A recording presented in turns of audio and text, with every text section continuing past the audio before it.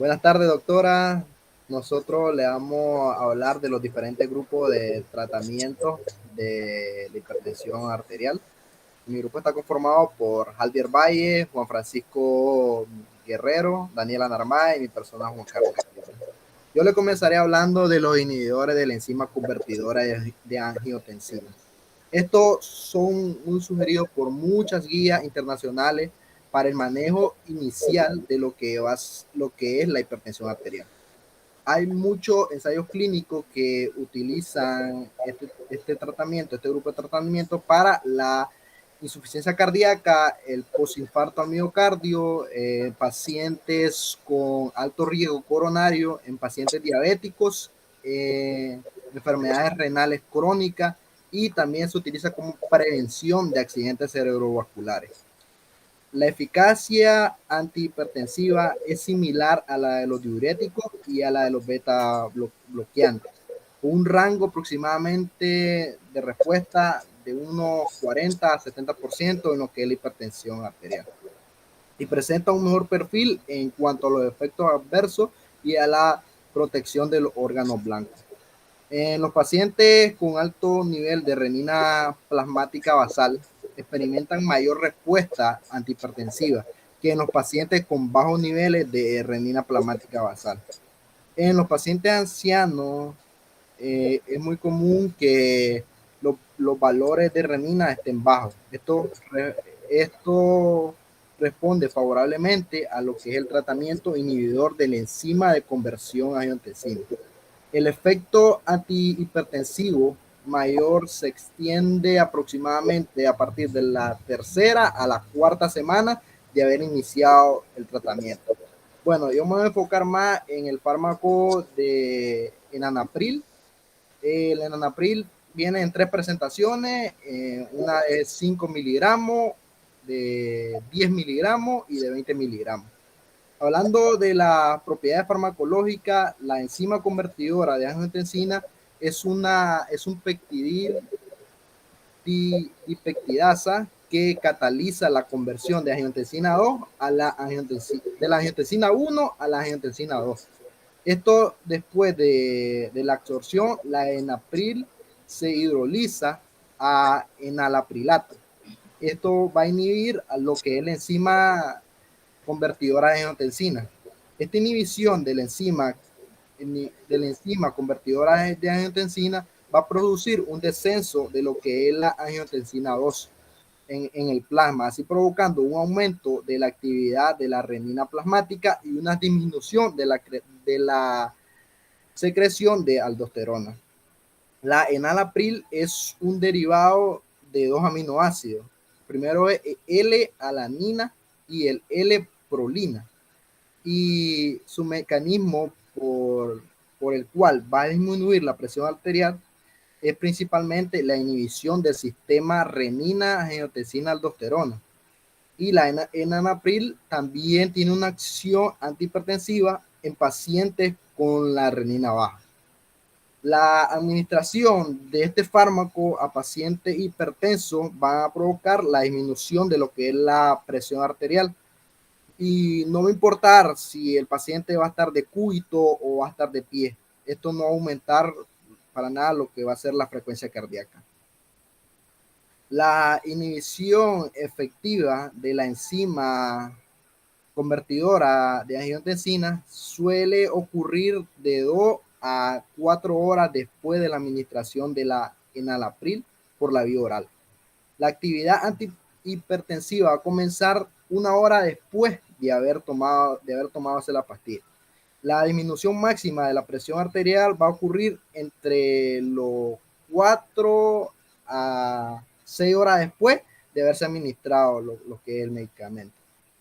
La duración del efecto va a ser dependiente de la dosis, ya sea la dosis recomendada para ese paciente, los efectos antihipertensivos y los efectos hemodinámicos.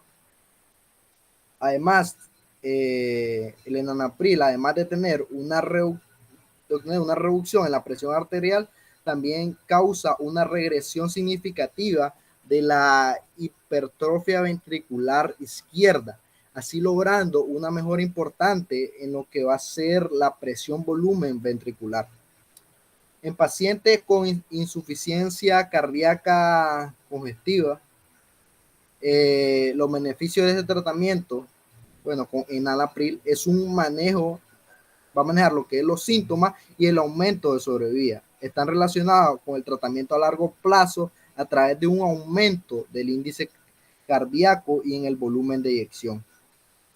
Esto va a corresponder al descenso de la presión en el capilar pulmonar, va a provocar una disminución de la presión auricular derecha y una resistencia vascular periférica. Estos cambios van a indicar una disminución tanto en la precarga como en la poscarga. Y esto se va a traducir a un suministro y a un consumo de oxígeno por parte del miocardio.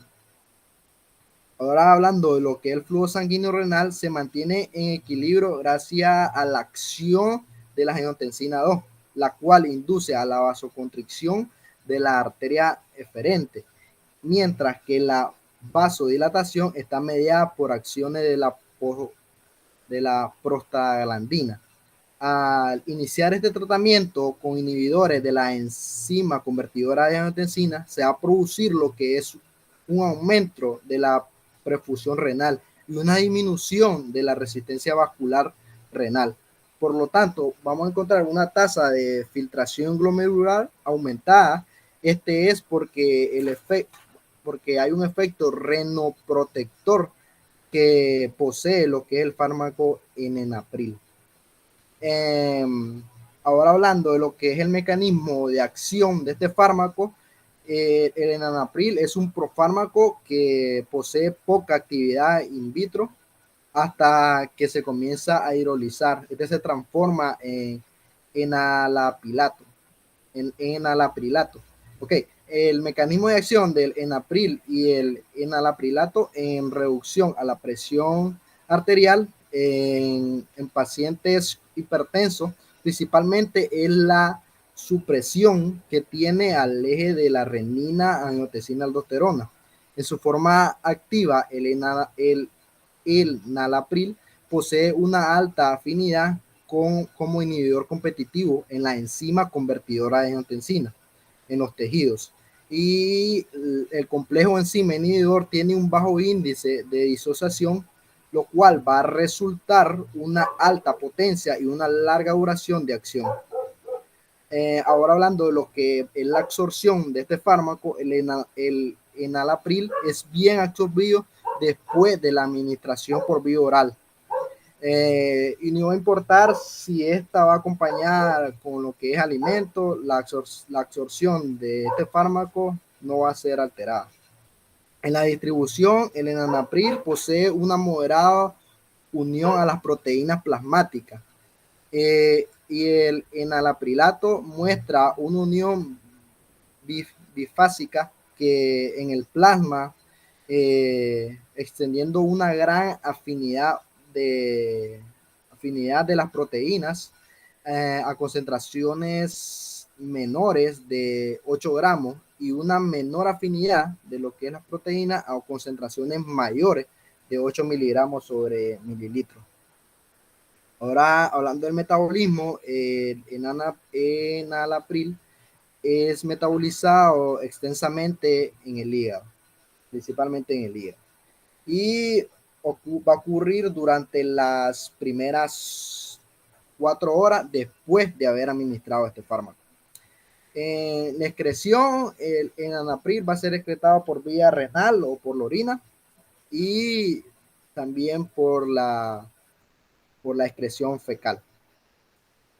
En la administración de este fármaco, como nosotros le podemos decir al paciente que tiene que comenzar a tomar este tratamiento, en personas adultas hipertensas se le debe decir que hay que comenzar con la menor dosis posible. En la enalapril, la pastilla de menos gramos es la de 5. Se le orienta que comience a tomar una pastilla de 5 gramos, una diario, y se va a ir incrementando gradualmente con el efecto que esta vaya teniendo. Después se puede tomar 2 pastillas de 10 gramos al día, una en la mañana, una en la tarde. Y la máxima dosis que es recomendada de este fármaco va a ser 40 gramos al día.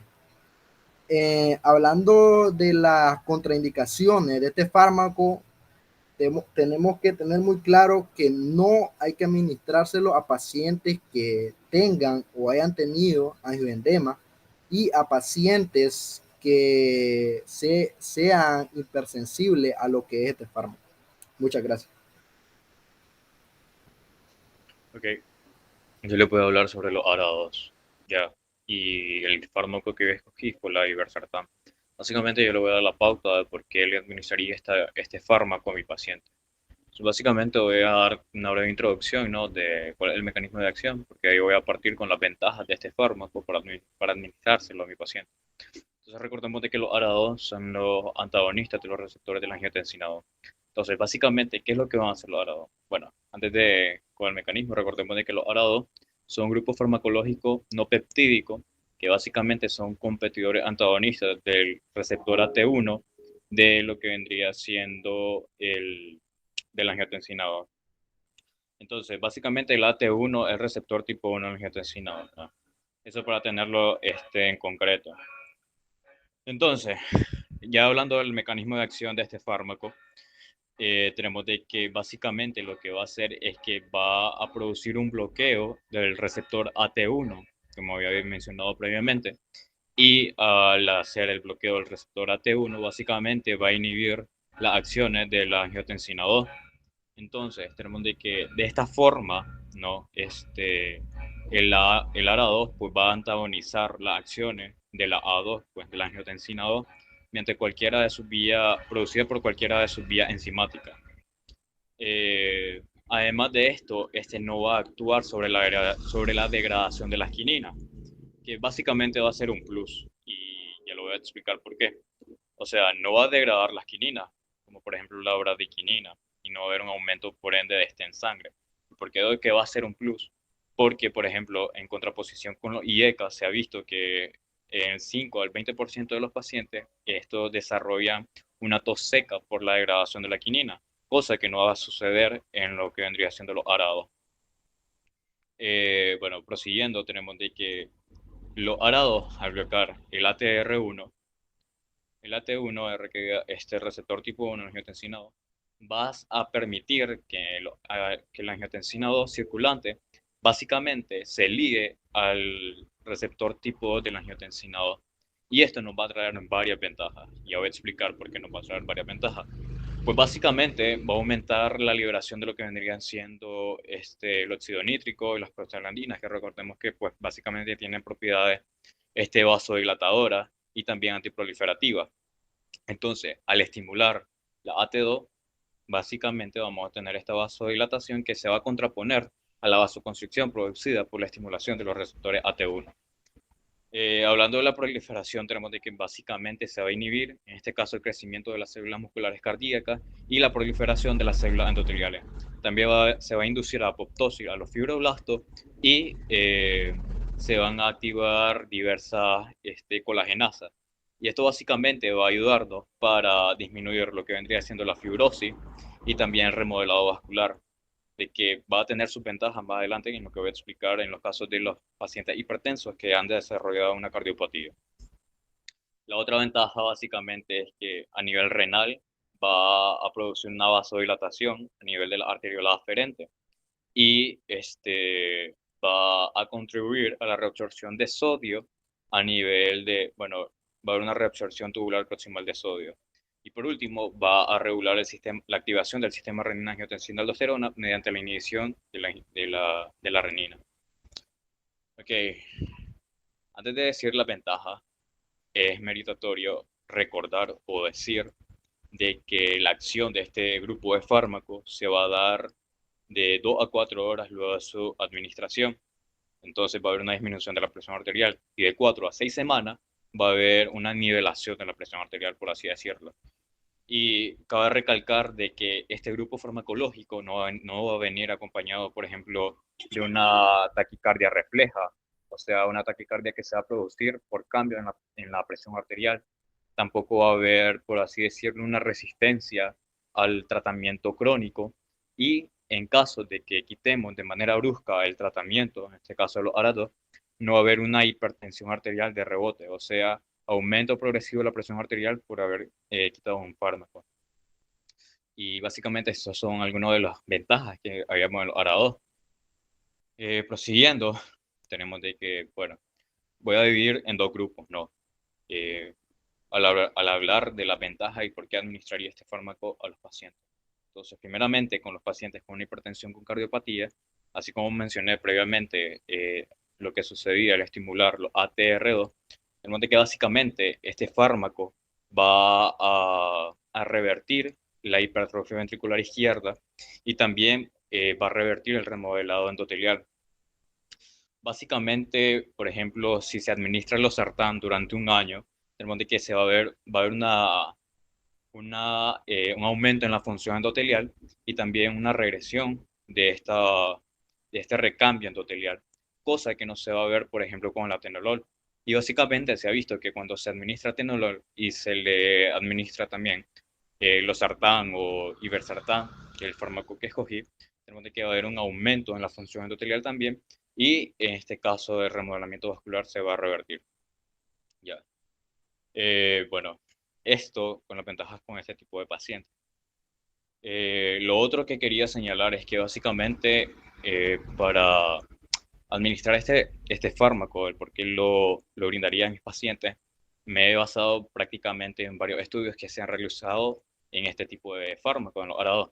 Básicamente, eh, entonces tenemos, como había dicho, los pacientes que desarrollaron la cardiopatía y los pacientes que solo tienen la presión arterial.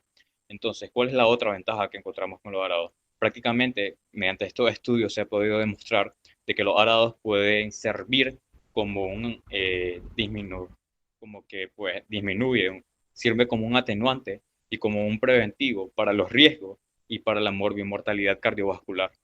En este sentido se han hecho varios estudios como por ejemplo, está el renal y también el IDNT. Entonces, básicamente, en estos dos estudios se utilizó la losartán y también la iversartán durante un año, bueno, durante cierto tiempo, y se vio que hubo una reducción de la mortalidad cardiovascular y del riesgo cardiovascular. En el primer estudio del IDNT, básicamente se utilizó la iversartán. O sea, el grupo de pacientes se dividió en tres, y en esos tres grupos se dieron tres fármacos distintos entre lo que iba a iversartán. Entonces, luego de 2 años y medio, se logró ver de que la iversartán redujo considerablemente bueno, sí, redujo considerablemente este riesgo cardiovascular que se podía desarrollar. Básicamente lo mismo pasó con el estudio renal, donde se utilizó la losartán. Básicamente arrojaron los mismos datos de que se reducía considerablemente este riesgo cardiovascular. Estos son algunos ejemplos pues, de los estudios que se realizaron. Y los tres estudios más grandes e importantes que se implementaron para analizar la utilidad de estos fármacos fueron el LIFE, el VALUE y el SCOPE. Básicamente, en el LIFE fue el único estudio en donde se vio de que un tipo de fármaco, los ARA2, pudo superar a los betabloqueantes. ¿En qué sentido? En la disminución de la mortalidad y en el riesgo cardiovascular. Esto básicamente porque se vieron ventajas en desarrollar lo que vendría siendo un evento cerebrovascular, un ictus cerebral. El SCOPE básicamente también arrojó los mismos datos, pues de que se prevenía el ictus cerebral, que es una complicación, pues recordemos, de la hipertensión arterial. Y por último, con el VALUE se pudo ver de que los arados son muy eficaces al momento de disminuir la presión arterial, ya, de manera rápida y eficaz. Entonces, los arados básicamente tienen un alto grado de tolerabilidad para el paciente y también son muy eficaces. Y además de esto, vemos de que no solo nos traen ventaja al momento de reducir la presión arterial, sino que nos traen ventaja en varios ámbitos, como en los que ya había mencionado y los que voy a mencionar. Prácticamente hablando de mi fármaco, la iversartán. tenemos de que la iversartán primeramente se administra para la reducción de la presión arterial.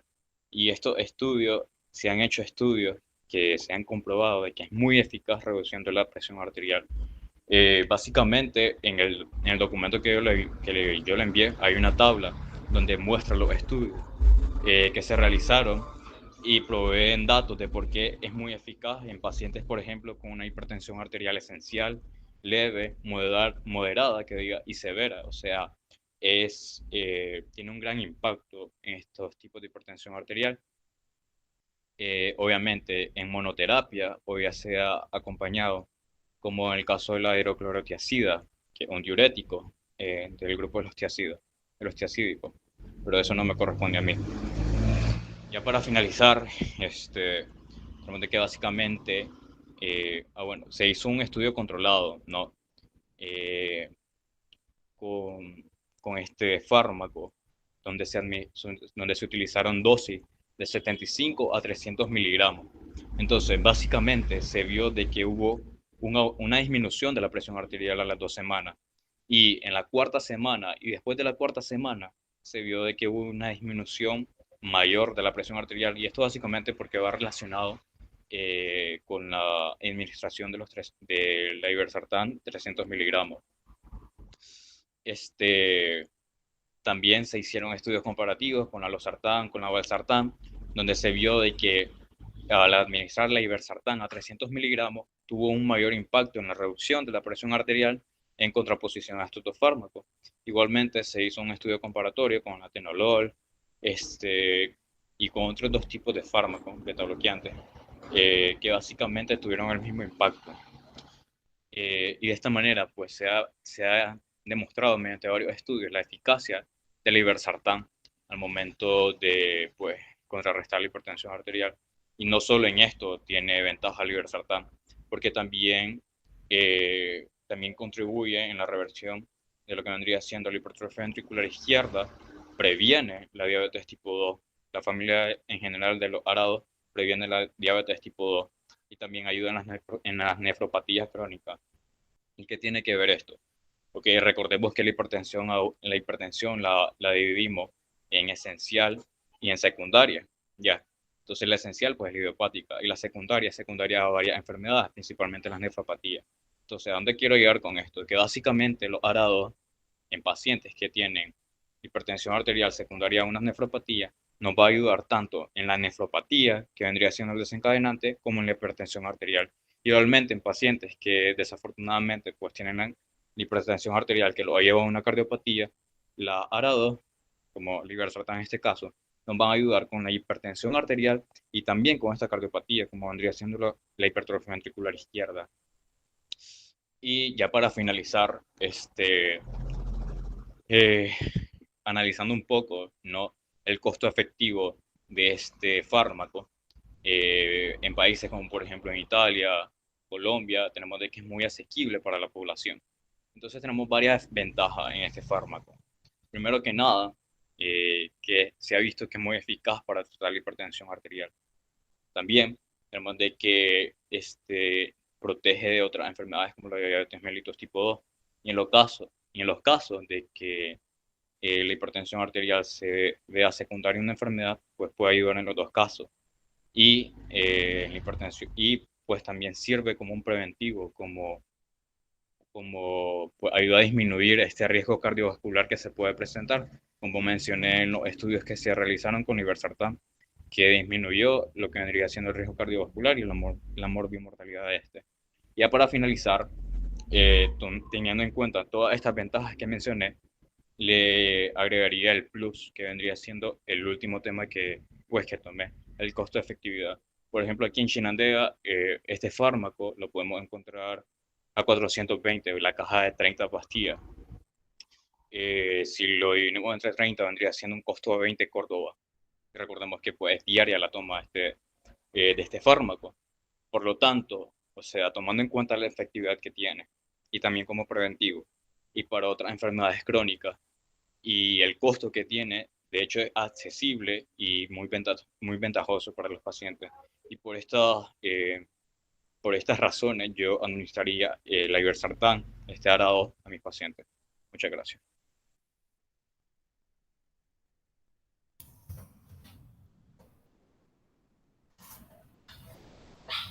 Ok, ahora a mí me toca hablarles sobre lo que son los beta bloqueantes en la hipertensión y iniciando mencionando de que el efecto de este fue descubierto hasta en 1963 al observarse lo que era un descenso en la presión sanguínea. Luego de esto se empezaron a utilizar empíricamente en lo que es el tratamiento de la hipertensión. Este fármaco lo que nos va a permitir es controlar la presión arterial y este va a influir en lo que es el remodelado ventricular debido a la reducción de la poscarga, de la contracción miocárdica y de la tensión sobre lo que son paredes ventriculares. Es por ello que se determinó de que este fármaco es de gran utilidad en el tratamiento de pacientes hipertensivos. Este fármaco cumple una función cardioprotectora y además presenta un efecto beneficioso contra patologías como lo es el glaucoma, migraña o cierta arritmia. Se podría decir de que este es su mayor beneficio, el efecto cardíaco, el efecto protector cardíaco que este nos otorga.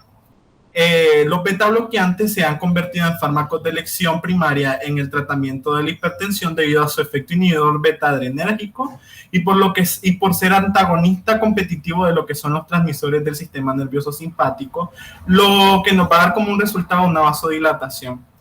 Estos se consideran como una terapia de primera elección, como ya les mencionaba, ya que van a ser capaces de reducir tanto la presión arterial diastólica como la sistólica, y su eficacia antihipertensiva no va a decaer con lo que es el paso del tiempo. También va a disminuir lo que es la presión sanguínea sin mostrar hipotensión ortostática y los efectos secundarios rara vez indican la suspensión del tratamiento. Estos funcionan como bloqueadores de lo que es el efecto de la epinefrina, la cual va a hacer que el corazón lata más despacio y con menos fuerza, disminuyendo así lo que es la presión arterial. Estos también nos van a ayudar a abrir las venas y arterias para mejorar lo que es el flujo sanguíneo. Algo importante a destacar es que este fármaco puede reducir el número de accidentes cerebrovasculares ocasionados por lo que es la hipertensión. Algunos bloqueadores beta, como lo es el labetalol, además de su acción bloqueadora sobre los receptores beta, también tiene acción sobre lo que son ciertos receptores alfa, pero con menos intensidad. Esto le va a conferir al fármaco lo que es un efecto vasodilatador directo y va a contribuir a la reducción de lo que es la hipertensión. El mecanismo de acción, a pesar de los años, todavía no se entiende con exactitud, pero se han descrito varias teorías. Dentro de ellas, una es el descenso de la frecuencia cardíaca, otra es mecanismo de acción central, que es la presencia de receptores beta a nivel central, va a llevar a cabo, llevó de que los investigadores pensaran de que estos podrían inhibir los centros vasomotores. Entonces, al unirse a los beta receptores, reducen el efecto de la noradrenalina sobre los vasos, lo que va a disminuir el tono vasoconstrictor y la resistencia periférica. Otra de las teorías fue la alteración del metabolismo de las catecolaminas. Esta hipótesis implica el sistema nervioso simpático, dado a que la adrenalina puede aumentar la presión arterial, y van a haber estudios que indican que el nivel de este transmisor se va a encontrar elevado en pacientes con hipertensión esencial. Los beta bloqueantes, al unirse a los receptores beta, reducen el efecto de la noradrenalina sobre los vasos, lo que disminuye la resistencia periférica. También está la adaptación de los vasoreceptores, que esta se basa en el hecho de que los bloqueadores beta podrían aumentar lo que es la sensibilidad de los vasoreceptores, que se ve disminuida durante la hipertensión. Esto explicaría, digamos, lo que son los efectos tardíacos del fármaco. También está la teoría de la inhibición de la liberación de renina por las células yuctaglomerulares. El beta bloqueante de mayor uso en hipertensión es el propanolol, el cual va a funcionar relajando los vasos sanguíneos y reduciendo el ritmo cardíaco para mejorar el flujo sanguíneo y disminuir lo que es la presión arterial. La utilidad del propanolol en el tratamiento de la hipertensión se va a deber a dos efectos en sí. El efecto inotrópico negativo, que va a reducir el gasto cardíaco tanto en reposo como durante el ejercicio, y el efecto cronotrópico negativo, que va a reducir la frecuencia cardíaca, la supresión de la secreción de la renina por los riñones y la reducción de la salida de lo que son neurotransmisores simpáticos del sistema nervioso central. Esto nos va a indicar de que el propanolol actúa sobre la presión arterial mediante múltiples mecanismos. Gracias. Bueno, yo ahora les pasaré a estar hablando acerca de lo que el fármaco que escogí se llama Aliskiren, perdón. Yo sí me puedo dar el gusto, doctora, por así decirlo, de que este es el mejor fármaco para la hipertensión, a pesar de que los muchachos ya habían dicho que su fármaco es el mejor. Yo digo que el mío es mejor porque el principal que trabaja, o mejor dicho, el que principal corta el sistema angiotensina-aldosterona desde un inicio. También se podría decir que le realicé este dibujo, pero no se puede observar muy bien por la computadora. Como sabemos, en sí, toda la presión arterial es la fuerza que ejerce la sangre sobre los vasos. Pero en sí, como todos manejamos, la presión arterial también se va a encontrar determinada por lo que el gasto cardíaco, que aquí se lo dibujé, que el gasto cardíaco y la resistencia vascular periférica. Pero ¿a qué me refiero con esto? Cuando pasa este gasto cardíaco, cuando esto sucede, se va a activar los que son los mecanismos reguladores que ayudan al control de lo que es la presión arterial. En sí, la presión arterial normal, con la que todos nuestros órganos y funciones, tejidos, todo nuestro cuerpo va a trabajar como manejamos ya nosotros, lo normal va a ser 120 milímetros de mercurio en lo que es la presión diastólica y 80 milímetros de mercurio en lo que es la presión sistólica. Aquí es donde nos surge la pregunta en cómo o qué mecanismo se activa a mediado y a largo plazo cuando estamos ante un evento que provoca a la disminución, como es el caso de la hipertensión arterial. En este caso, el mecanismo que se activa es el mecanismo que les mencioné en primera fase, el mecanismo de renina-angiotensina-aldosterona. ¿Qué pasa con este mecanismo? Este mecanismo actúa o va a actuar de una manera simultánea, quiere decir que, o sea, es bastante rápida, y un ejemplo que le puedo dar de esto es cuando una persona está en estado de deshidratación o hemorragia. Es decir, cuando tenemos esta situación que se necesita que el cuerpo reaccione de una manera rápida y eficaz porque se está perdiendo mucha sangre, el corazón está trabajando de más, se va a dar una situación de hipoperfusión, perdón, que es donde en sí el gasto cardíaco va a decaer y se nos va a venir todo abajo. La renina en este momento se podría decir que es la principal fuente, por así decirlo, de la angiotensina 2, que se sintetiza en las células justaglomerulales de los riñones, situadas en las paredes de la arteria aferente de los glomérulos, en este caso de los riñones. En sí, cuando vamos a tener este gasto, se va a dar una disminución de lo que es la percusión glomerular y se va a liberar la renina que ya teníamos. Luego de esto, se va a dar lo que es la liberación de renina y vamos a tener lo que es la angiotensina, en este caso aquí está, que se va a dar así como un momento sinógeno producido por lo que son muchos tejidos en el páncreas, en el caso del páncreas o el corazón, pero principalmente se van a ver sintetizados por lo que es el hígado. Y lo curioso de esto es que cuando se llega a sintetizar lo que son las hormonas, se llega a sintetizar, por las hormonas como son los estrógenos.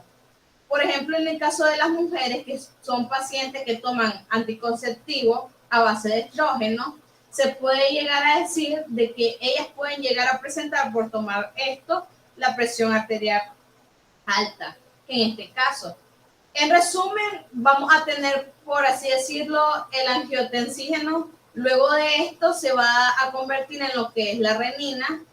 La renina, por la renina, se va a convertir en angiotensina 1. La angiotensina 1 se va a convertir en angiotensina 2.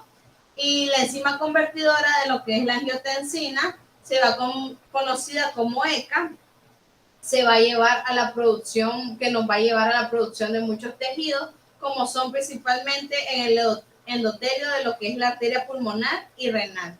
Cuando tengamos la ECA, que es una enzima, esta enzima en sí, que aquí está, nos va a ayudar a actuar en un grupo de fármacos hipertensivos, como son los conocidos como los IECA, que ya los mencionaban los muchachos. También efectos de la angiotensina 2, vamos a tener un aumento de lo que es la resistencia vascular periférica, pero en sí, mejor dicho, una vasoconstricción, para que me logre entender. Luego de esto, nos va a reducir lo que es la excreción de sodio y agua, y vamos a tener un aumento de lo que es la excreción del potasio. Esta nos va a ayudar de una forma en que actúa como la neurohipófisis y la secreción de aldosterona. Existen distintos grupos de fármacos antihipertensivos que mencionaban los muchachos, que llegan a evitar lo que es el proceso de la angiotensina, como que se produzca su receptor, y son los ARA2, que son conocidos como angiotensinas de receptor de la angiotensina 2, que lo mencionaban también los muchachos. Pero en esto existe un fármaco que es la clave de todo esto, que para mí es el mero, por así decirlo, de lo que le dice quítate a todos los fármacos ya mencionados, que es el Aleskiren. Este fármaco es perfecto como antihipertensivo porque va a bloquear el sistema de renina, angiotensina, aldosterona desde el inicio. Aunque tengamos angiotensina 1, 2, el ACA, el Aleskiren es un fármaco potente que, por ser potente, está compuesto y es un inhibidor competitivo de lo que es la renina, a lo que con una alta facilidad, por así decirlo, en el caso de lo que son los pacientes normotensos, para darle un ejemplo, estos van a ser tratados como con una dieta normosódica, quiere decir baja en sal, y el Aleskiren en este caso se da al paciente, y la idea de que se le dé a estos pacientes es que va a hacer que en este momento a estos pacientes va a aumentarles lo que es la concentración y va a inhibir lo que es la actividad de renina plasmática en forma de dosis dependiente, por así decirlo. Y paralelamente, esto cuando ya se los damos va a disminuir lo que es la producción de angiotensina 1, angiotensina 2 y de la aldosterona. En este caso, en resumen, como sabemos, se da la aldosterona, uno lleva los ECA, otro los IECA, y ahí es donde tenemos los distintos fármacos. Pero este fármaco trabaja desde lo que es el sistema de renina. Se da la renina, administramos este fármaco y se cortó todo el sistema de adenina, aldosterona. Se cortó. Y es ahí donde este fármaco dice ser el mejor por eso. Porque si uno se da cuenta o busca diferentes razones de por qué administrar este fármaco, es de que una de las ventajas farmacológicas de él es de que además de dar a los pacientes hipertensos el Aleskiren, se puede complementar con otros fármacos como los que mencionaban los muchachos. Este fármaco tiene una gran característica, es de que a diferencia de los otros trabajan en 4 o 5 horas, pero este fármaco tiene una durabilidad de lo que son 24 horas. Nosotros lo administramos y vamos a estar seguros de que el paciente va a estar bien en las 24 horas. Pues en cambio, los otros fármacos, 4 horas el paciente va a estar bien y luego vamos a tener que seguir administrando más para poder manejar su hipertensión. Pero en este caso, para que el Aleskiren sea más eficaz, se da él y se combina con otros fármacos antihipertensivos o vasoconstrictores o vasodilatadores para poder ayudar al paciente con la mejoría. En sí, para mí es el mejor por esta razón, además de que es eficaz, es rápido, no hay que esperar mucho tiempo para que este fármaco trabaje. Además, vamos a tener durante todo un día, por las 24 horas, luego de su administración, una presión arterial normal o bastante manejable, y Además, está comprobado en el artículo que le subí que en diferentes estudios, por más que los pacientes tengan una dieta normosódica, una dieta bajo en grasa, esto no va a afectar en nada, más bien va a ayudar a que el paciente maneje una mejor